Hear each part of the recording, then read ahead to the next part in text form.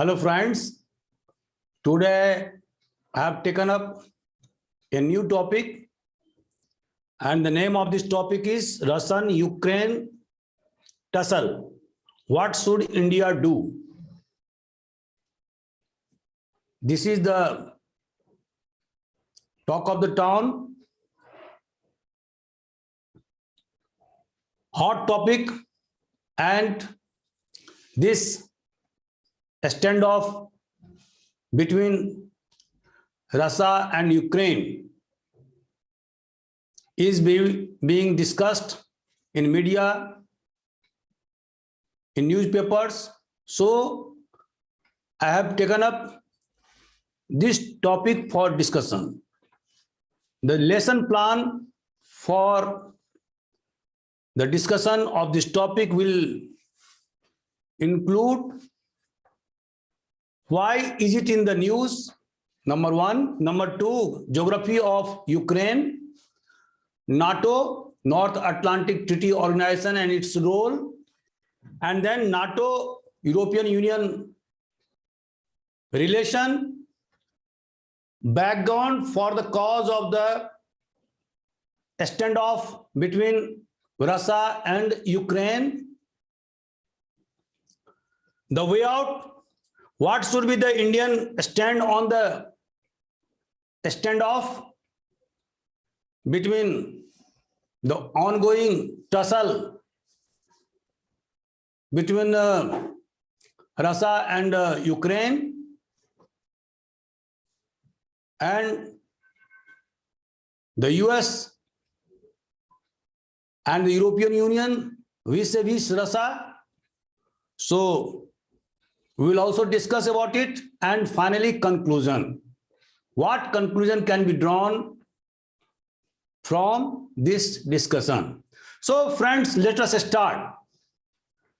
If you want to read more, please share and subscribe my channel AJIS Academy on YouTube, and you will find numerous videos covering different topics from history to polity, and you will get maximum benefit out of these videos. This is the free channel.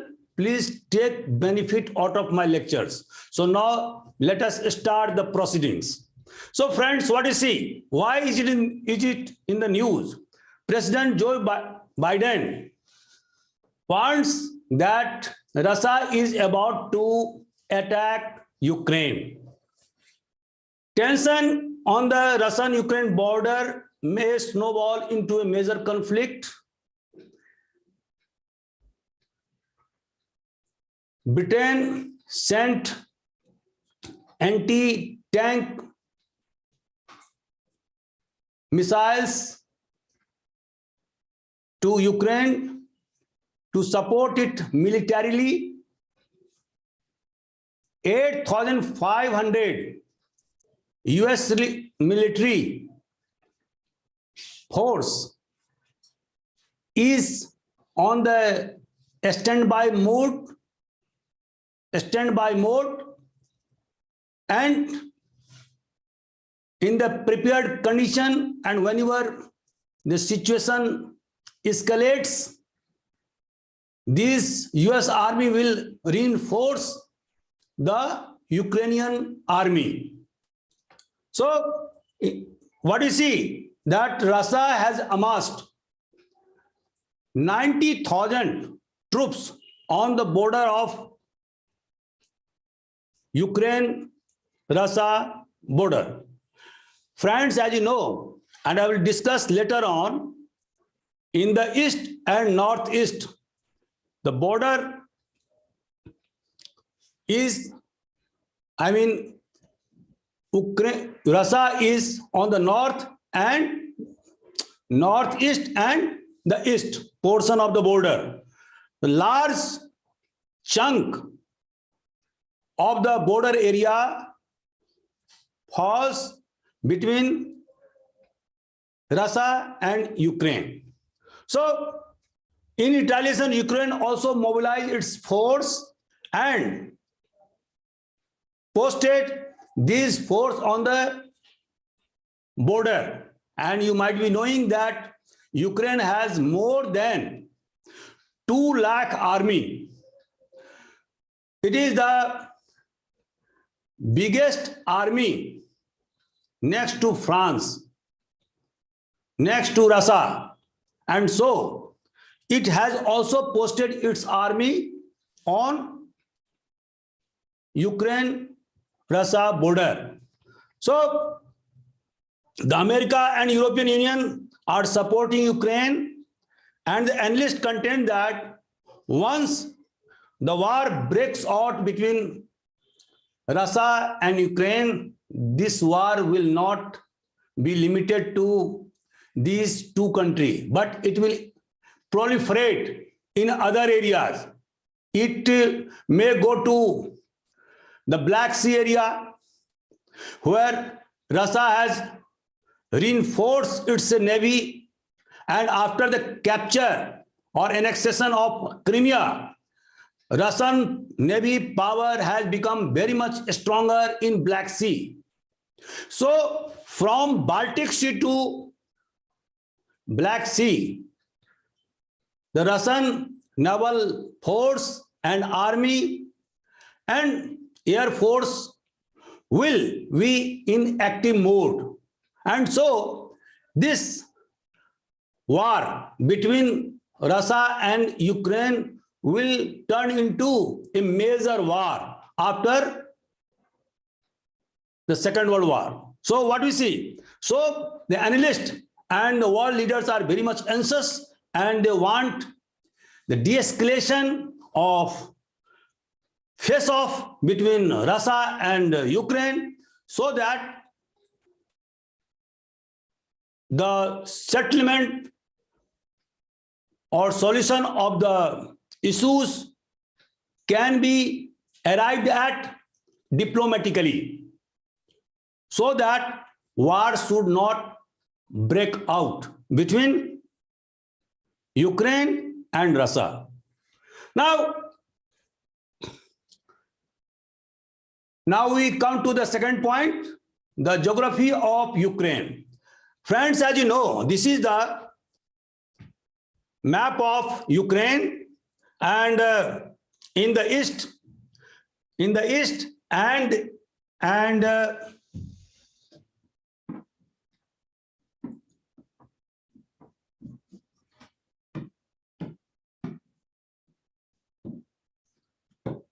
in the east and the northeast, the entire area, the border area, is connected to Russia. So we see the large chunk of the border area meets with Russia.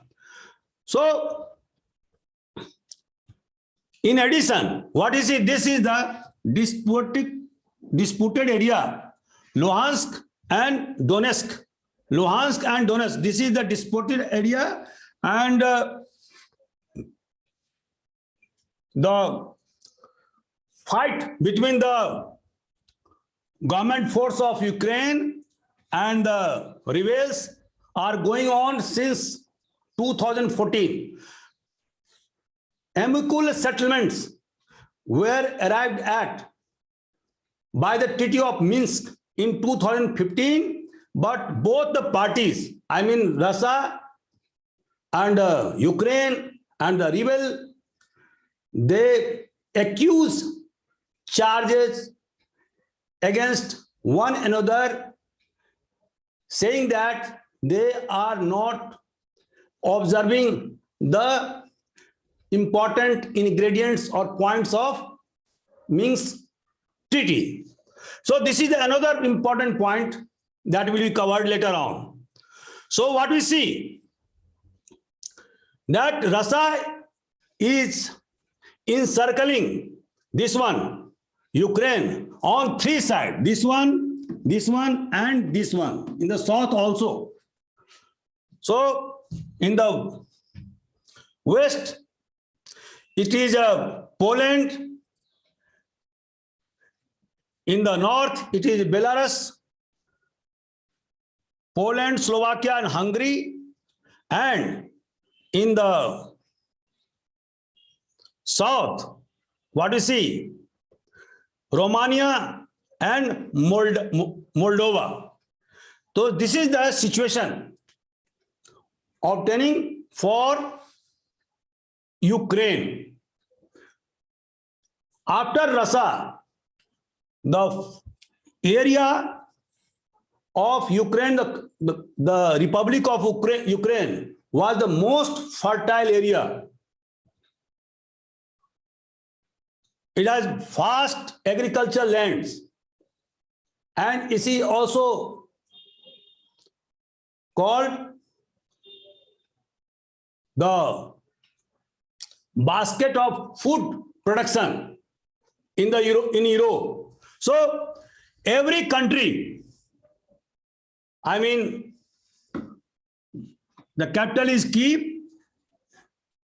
Every country, I mean, NATO or European country and Russia tried to influence over the politics of Ukraine. Second largest area after Russia in Europe.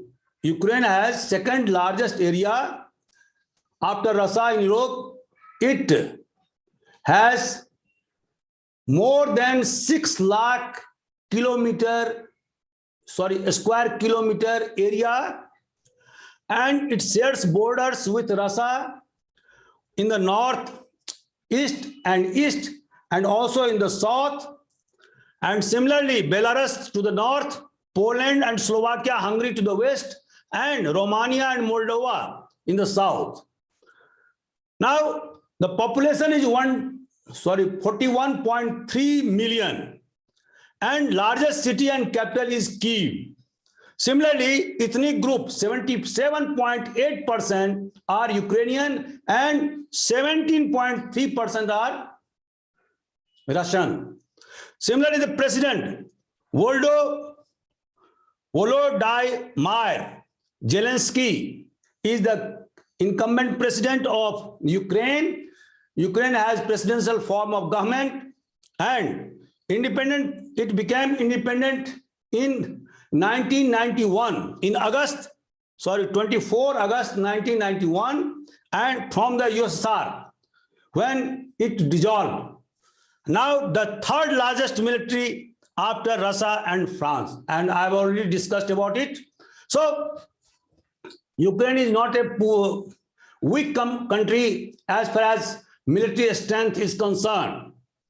It has got more than 2 lakh active army at its command. So what we see now, it is a developing country. It is developing country, second poorest country in Europe, one of the largest grain exporters in the world. Per capita income is American dollar 4,958, and in comparison to other European countries, it is a poor country as far as the per capita income is concerned. Its GDP in nominal terms is more than 600 billion American dollar. So it is not this country has no big economy in comparison to other European countries like Germany or France or Britain are concerned. So what is it? In the 2014, revolution of dignity occurred here. Why? Because at that time, the president of Ukraine tilted towards making friendship with Russia instead of aligning itself with the European Union. So friends, what you see, that Ukrainians want a separate identity apart from Russians. They do not want interference of Russia in their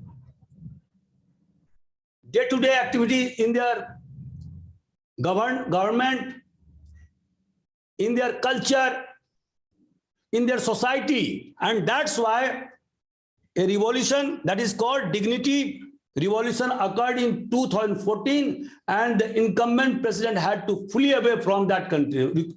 That means Ukraine.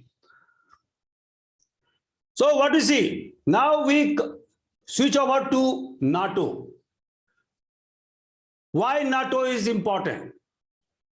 North Atlantic Treaty Organization. It was founded in 1949.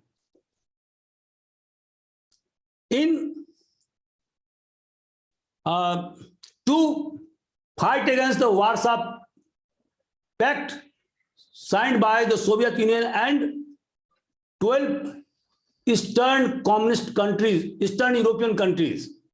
They were the part of the Warsaw Treaty, and so to match the communist power, the Western European countries, reinforced by United States and Canada, they made NATO, North Atlantic Treaty Organization.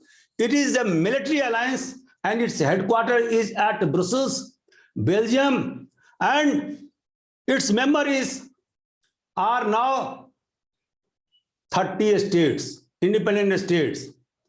This NATO is a military alliance, and under Article 5 of this NATO Charter, if any third party attacks upon the member of NATO, it will be treated as an attack upon the other members of NATO. And so all members of NATO will unite together and they will fight back militarily. This is the purpose of NATO. So it means a collective security for the Western European countries.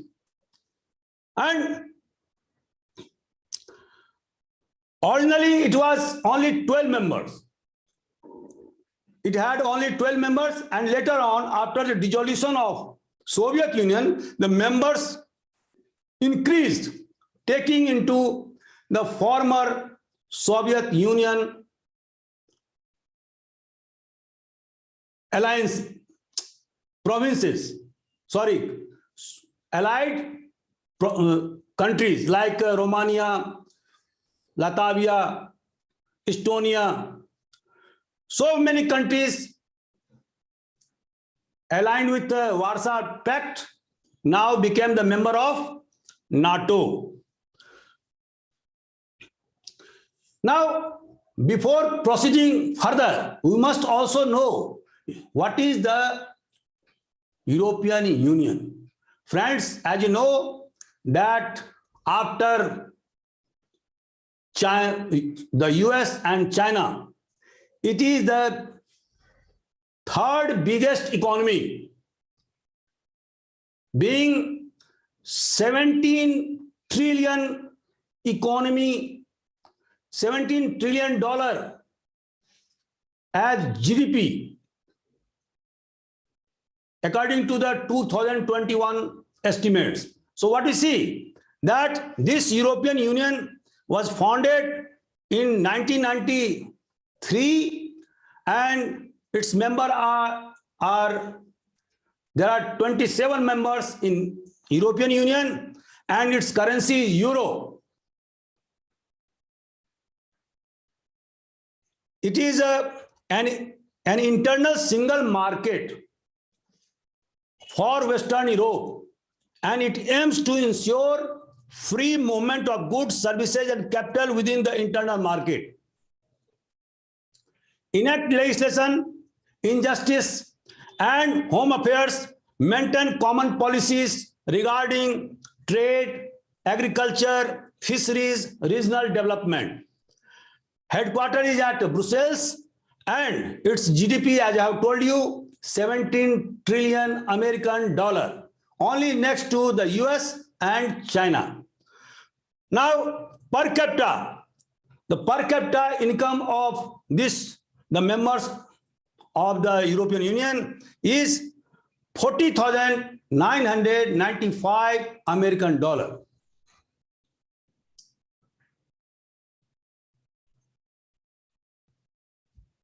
Next. NATO, what is the relation? The relation between NATO and EU. It is necessary to understand the international politics, the mechanism of international politics, which is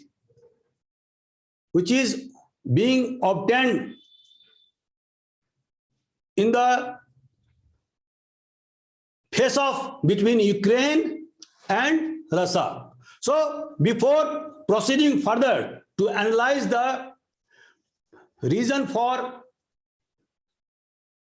face off, we must understand the NATO EU European Union relation. Now what we see that now, according to the current newspaper report, European Union extended the monetary help to the tune of 1.20 billion euro to Ukraine in order to strengthen it financially. So what we see, NATO and Euro, most of the members are the members of the both organizations. NATO is a military alliance, whereas the European Union is an economic alliance among the countries of Western Europe. And so what you see, the shares common values and strategic interest. Secondly, have closer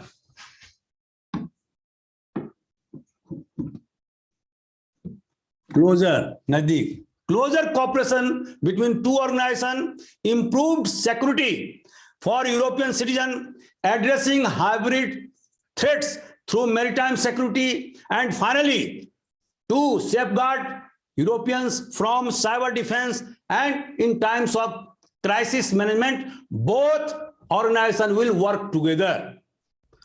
So what we see, for the last 5 years, their relation became more and more compact. Now,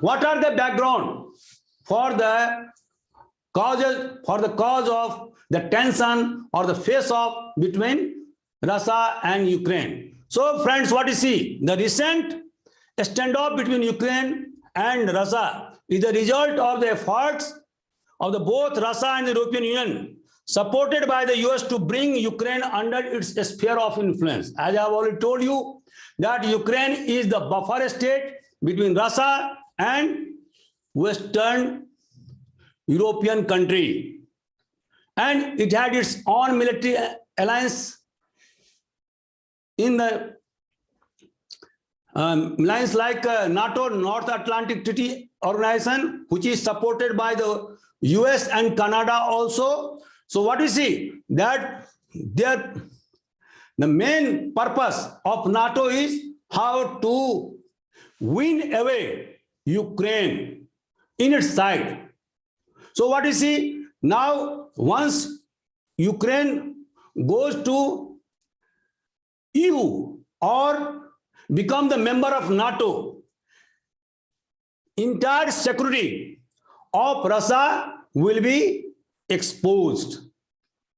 And no superpower, which had been a superpower earlier during the Soviet Union era, and still a very, very strong military power in the world, that country, I mean Russia, will never tolerate that its border is exposed militarily by the stationing of NATO forces. So here is the hiccup. And what is the difference? Both the NATO and Russia want to win away Ukraine in its camp, because both the group want that if Ukraine comes under their influence, they will become more powerful. Russia will revive its old glory once Ukraine comes under its influence. And that's why recently Britain accused Russia that it wants to install a pro-Russian president in Ukraine. Now, the efforts of NATO to bring Ukraine under its influence and Ukraine as a member in its group is very much protested by Russia. Now, in 2013, mass protests across Ukraine arose, whereby the then president Viktor Yanukovych decided to join the Russian-led Eurasian Economic Union instead of European Union, and he had to face the protest, and which caused him his post. He had to flee away from Ukraine and to take shelter in Russia. So what we see, that average Ukrainian do not want to remain under the influence of Russia. It do not want interference from Russians in their governance, in their culture. So they want to protect their identity, and that's why they want to align with European Union and NATO. Why? Because I have already told you that Ukraine is a developing country. In comparison to other Western European countries, its per capita income is very much low. The death rate is higher than birth rate. And so what we find, that when Ukraine became independent in 1991, its population was 52 million. Now, its population drastically came down to 41.3 million. What does this indicate? It means that the replacement level is not at par, and secondly, migration, large scale migration is taking place in Ukraine because of the poor health qualities, because of the lack of better facilities for its people. Large number of people are old people, and so the dependency load is very much high in Ukraine, with the result that its population is going down.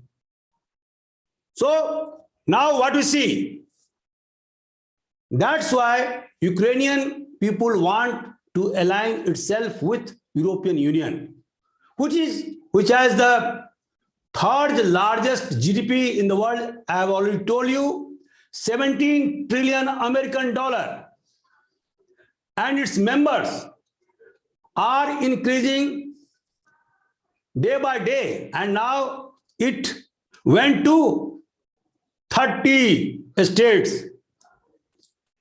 So Ukraine also wants to align with European Union so that its economy can be boosted up.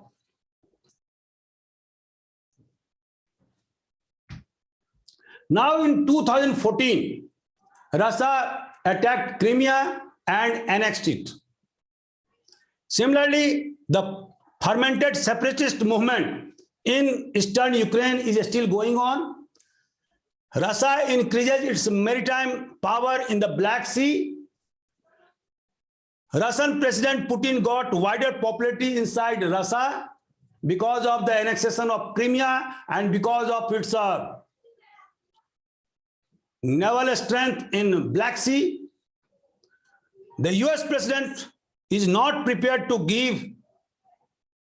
Russia seeks an assurance from the US that Ukraine will not be inducted into NATO.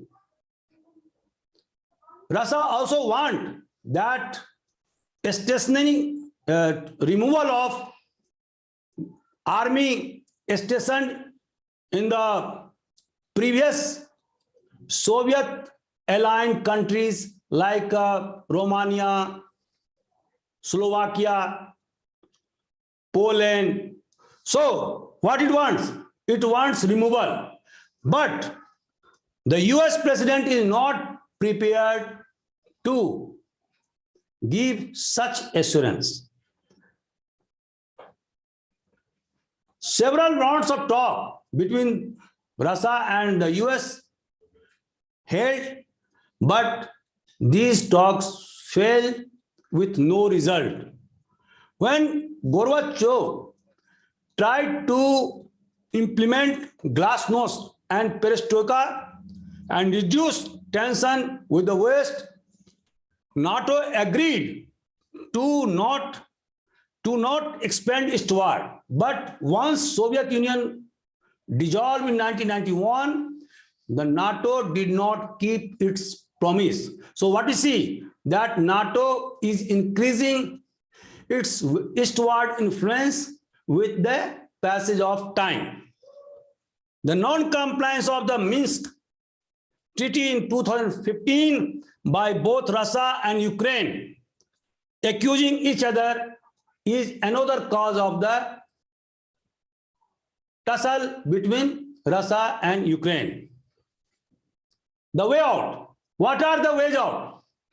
Number one, if diplomatic efforts fail to stop the Russian invasion of Ukraine, what are the options available for NATO and the US? Number one, US and EU, European Union will impose economic sanction against Russia. Military action can also be taken against Russia, and in that situation, analysts believe that it may not limited to only the face-off between or war between Russia and Ukraine. It will proliferate in other countries also. So what should be the Indian stand on this face-off? India, as I told you, that when Russia annexed Crimea in 2014 from Ukraine and started strengthening its naval power in Black Sea, the Indian stand was to abstain from the resolution passed against Russia. The UN resolution was to criticize, to condemn the annexation of Crimea by Russia, but Indian government abstained from this resolution. Now, in the present scenario, what will be the stand of India? Because India is a rising power. Friends, as you know, that we are at present living in a unipolar world headed by the US, and now it is being challenged by China. Its power is growing by leaps and bounds. India is also making faster growth economically and militarily. Just 2 days back, India sold BrahMos missile to Philippines to checkmate China in the South China Sea. So what we see, the power of India is increasing day by day. its economy is also rapidly growing. And so, what is in the interest of India? It's if the world have multipolar, the world must have multipolar world. Multipolarity power should be the principle of international relation. It will suit Indian interests. So, what will be the Indian stand? India must support Russia. Why?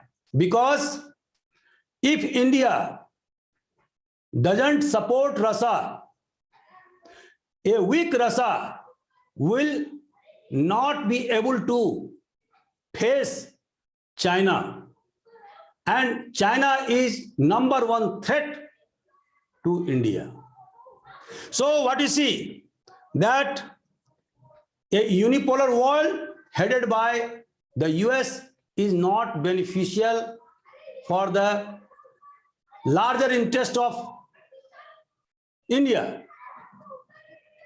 So a strong Russia is in the interest of India. Moreover, whenever India was in distress, in trouble, Russia or the previous Soviet Union always came forward to support India, whether it may be the Indo-Pakistan War in 1971 or on the Kashmir issues. So India is the largest importer of arms and ammunition. Even the BrahMos missile was constructed or built with the help of Russia. So we can't leave Russia when it is in trouble, when it is facing the joint might of Western Union and the US. So friends,